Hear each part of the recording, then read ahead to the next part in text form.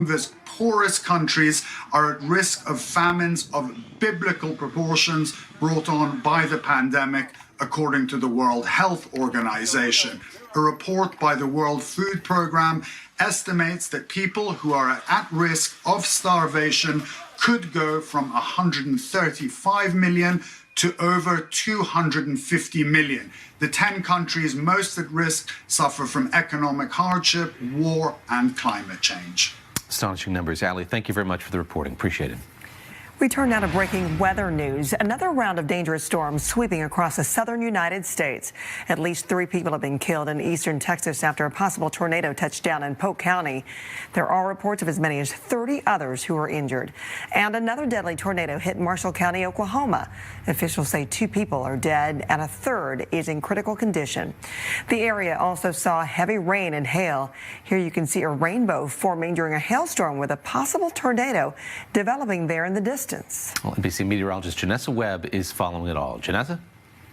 Good morning, everyone. We had reports of 26 tornadoes across Tornado Alley, and we're seeing some of these supercells. They're traveling at least 300 miles. So our current radar, we still have tornado warnings and watch is still in place throughout your early morning hours for Louisiana to Mississippi. Right now, if you're in Baton Rouge, New Orleans area, you need to take heed to these warnings that are in place because we have some strong storms that are making their way across the area. Along with the tornado threat, we have this enhanced moisture that's coming in from the Gulf, producing accumulation up to 1 to 3 inches per hour.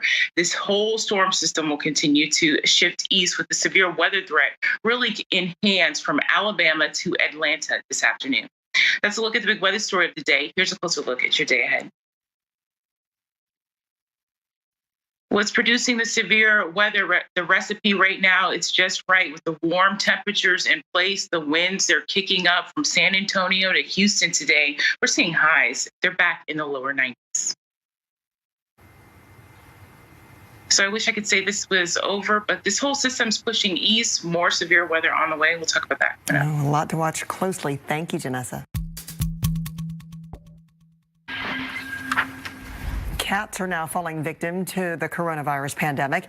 8 lions and tigers at the Bronx Zoo have tested positive for COVID-19. The 3 lions and 5 tigers were infected by a staff member who was positive, but at the time showed no symptoms. And 2 house cats have become the first pets in the country to test positive. Both cats live in separate areas of New York State. They are both expected to make a full recovery. Former New York Mayor and billionaire Michael Bloomberg, who made his fortune collecting and disseminating data, has volunteered to lead a massive effort to trace the contacts of people who are infected in New York State. Well, tracking the virus is a public health strategy that's been widely credited for limiting the spread of the virus in South Korea. Could play a major role in helping New York reopen. Some shocking video of a vehicle crash in Turkey that sent a light rail train off the tracks and smashing right through a light post. Surveillance footage released by Istanbul police showed the tram smashing right into the bus. Well, the tram then drags it on the road while derailing and nearly tipping over. According to authorities, neither bus had passengers during the incident, and both drivers were slightly hurt, but all, considering how it looked, could have been much, much worse. Yeah. The heist of a prize Van Gogh painting caught on camera. The thief broke into a Dutch museum late last month, bashing through reinforced glass doors with a sledgehammer and running off with the painting. Police say the artwork was stolen while the museum was closed due to coronavirus concern.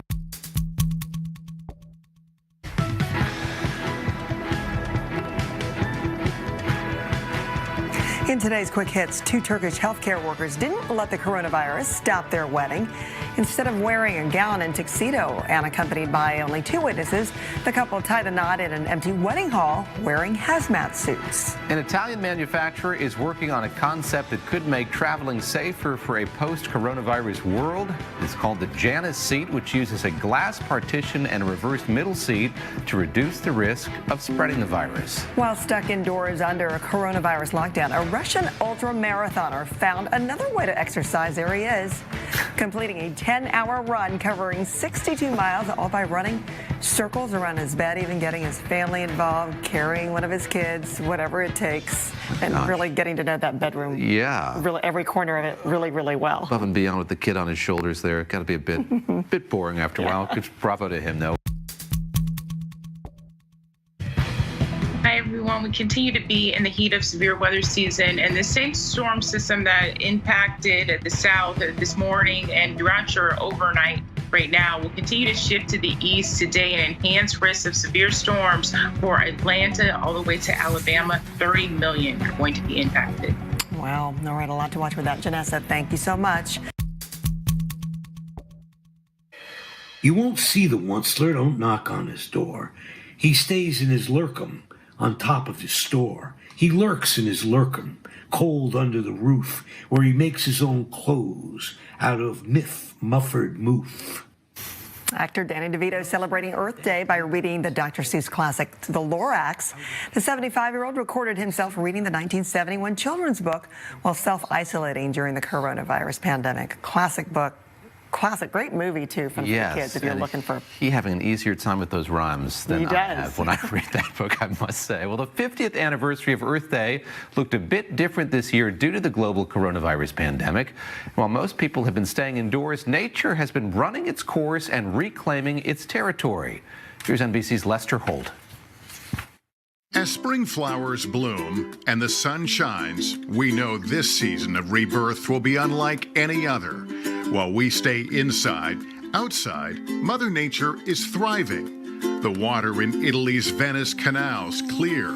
Sheep in Wales roam free as lions in South Africa soak in the sun. And in New Delhi, the skyline is finally visible. The northeast of the U.S., air pollution down 30%, and Los Angeles getting its longest stretch of clean air. So while scientists caution the changes might be temporary, let this be a reminder that we have the power to impact our environment forever. A glimmer of hope in these painful times. You just have to know where to look. Great report there from Lester, and it is incredible just to see how that's happened all across the world. And if you can do it safely and chance to enjoy it and see those blooms and buds out there, now's the time. Really a sign. All right, two of the world's greatest golfers will pair up with two of the NFL's greatest quarterbacks in a live made-for-TV golf event next month. Tiger Woods, Phil Mickelson, Peyton Manning, and Tom Brady, look at those all-star names. They'll form that foursome for the match, Champions for Charity. All the money will go toward coronavirus relief efforts. The event will air live on TNT Memorial Day weekend. And what a great matchup for all of them to be able to hit the greens. As you were saying earlier, just the hunger for some sports is so cute here across this country. Well, the royal family is celebrating the birthday of Prince Louis with brand new photos of the toddler released by his parents, Prince William and Kate.